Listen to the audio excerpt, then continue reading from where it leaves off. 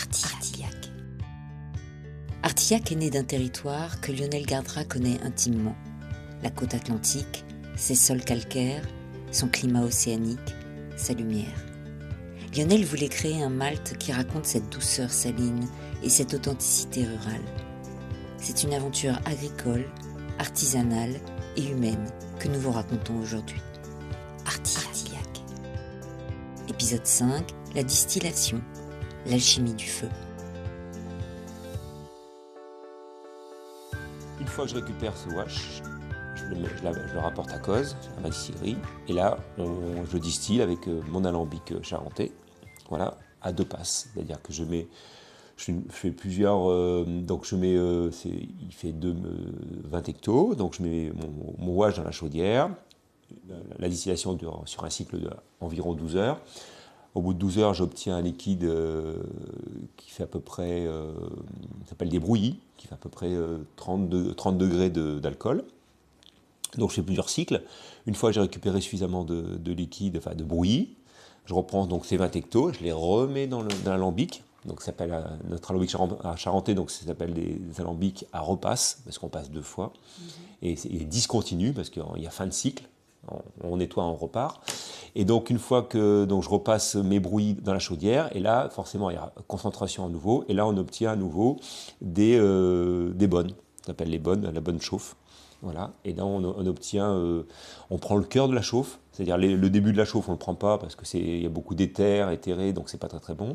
Donc ça c'est après c'est notre travail de distillateur de savoir à partir de quand on sélectionne. Et après il y a les queues. Voilà, et donc ça on ne prend pas non plus, donc ça va très très vite, donc il faut être à côté, et puis une fois que c'est réglé, après c'est bon. Et donc après on obtient le cœur de chauffe, hein, qui fait à peu près 71 degrés.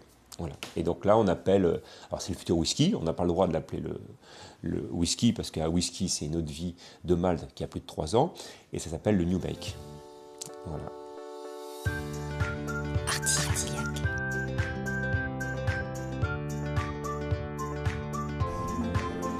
Alors je vous confirme, on sent bien la différence. Ah oui, c'est net. C'est Oui. très très... Et c'était super ludique de pouvoir voir l'évolution. Ouais. Au final, l'assemblage final qui s'exprime... je sais pas, hyper... Le whisky à la base déjà, oui, c'est ça. C'est comme un cognac. Moi, les forts, je les ai goûtés, je les ai recrachés, c'est pas pour boire. C'est vraiment pour goûter. Après le 48, ouais, il est pas mal. Il est pas mal. Moi, j'attends aussi pareil, qu'il soit un peu plus vieux. Je pense que ça va l'arrondir un peu. Peur que le degré d'alcool, ça fasse peur aux gens. Artillac. Les parties à conserver, c'est une question de nez, d'expérience? Ouais, bien sûr, ouais, bien sûr. Bah, on est à la sortie de l'alambic, on sent.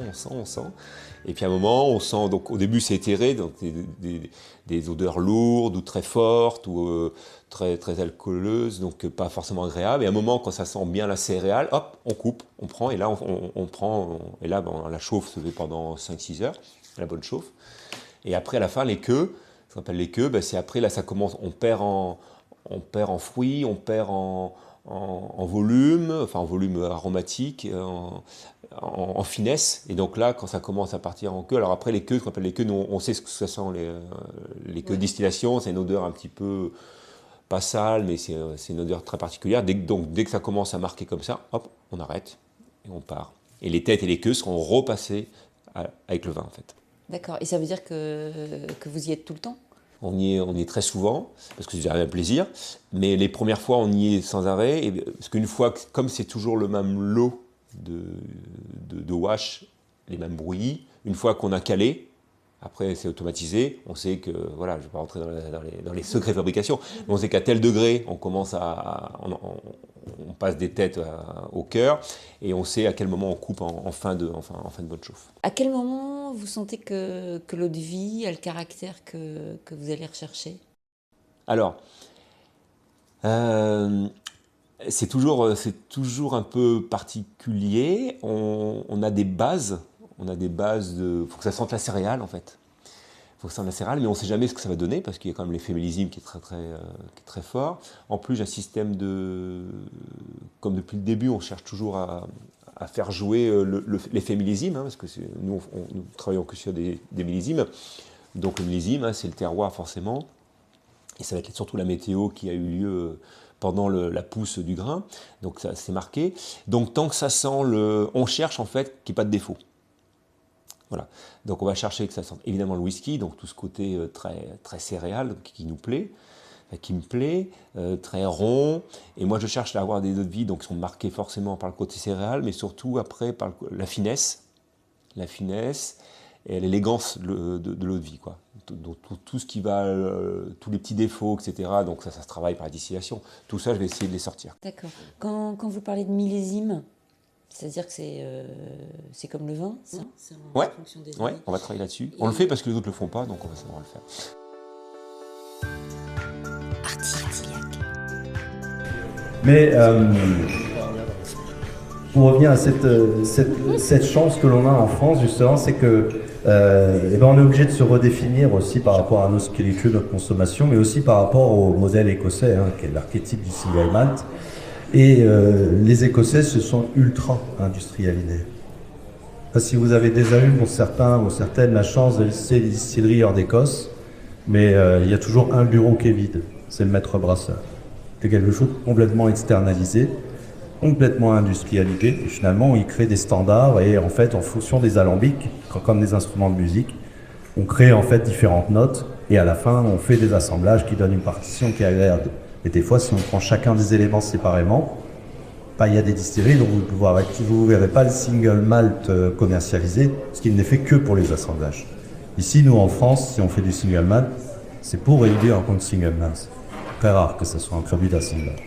Et ça, c'est déjà un élément qui fait qu'on est obligé d'être sur des produits très qualitatifs et très sophistiqués. L'autre chance que l'on a, c'est que... Alors, j'ai travaillé avec le centre de recherche écossais, et c'est pas un secret, le centre de recherche écossais, avant les recherches sur lesquelles on a travaillé ensemble, ne travaillait qu'à une seule chose, c'était maintenir une qualité apparente en faisant des économies. Jamais il n'y a eu une recherche pour améliorer la qualité intrinsèque du whisky. Le but, c'est que ça soit assez bon et moins cher. Et tant que le consommateur ne voyait pas la différence, on prenait cette direction. Ça, c'est quand même aussi quelque chose. J'adore les whiskies écossais, mais à l'écossaise. Il reste très peu d'ailleurs de whisky qui appartiennent à des distilleries écossaises. Et vous savez, ce qui distinguera une distillerie qui appartient à une famille écossaise en Écosse, c'est qu'elle distille encore à la flamme nue, comme ici à Cognac. Alors, dans le whisky, c'est que la première distillation en Écosse, c'est pas sur la piquette, ou la troisième éventuellement. Mais en fait, si vous voyez quelqu'un qui utilise la flamme nue comme on l'utilise à Cognac, voilà, quel timing, c'est qu'il est écossais. Bon, il n'y a pas de groupe internationaux qui va dépenser 30% d'énergie en plus pour avoir cette qualité. La distillation à la flamme nue, qui est dans la AOC Cognac, c'est 2 fois plus de composés aromatiques en termes de diversité dans un distillat final. Donc c'est un choix qualité. C'est un choix qui se pose aujourd'hui à Cognac. Économie d'énergie, environnement, ainsi de suite. Oui, c'est une option, mais on perd 2 fois. On divise par 2 la complexité. Artillac. Qu'est-ce que vous avez pensé de cette nouvelle aventure pour Lionel? C'est très ressemblant à Lionel, cette approche très locale, de ne pas vouloir faire comme les autres, et souvent sur des produits très nobles.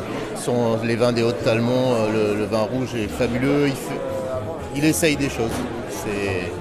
Et oui, vraiment le fait de mettre en avant son terroir, c'est vraiment quelqu'un du cru et qui le transmet dans ses façons de faire. De la vigne au grain, du vin à l'eau de vie, Lionel Gardra, c'est d'abord un homme de la terre. Retrouvez tous les épisodes du podcast Artillac sur Apple Podcasts, Deezer, YouTube. Une histoire propulsée par EQE Podcast.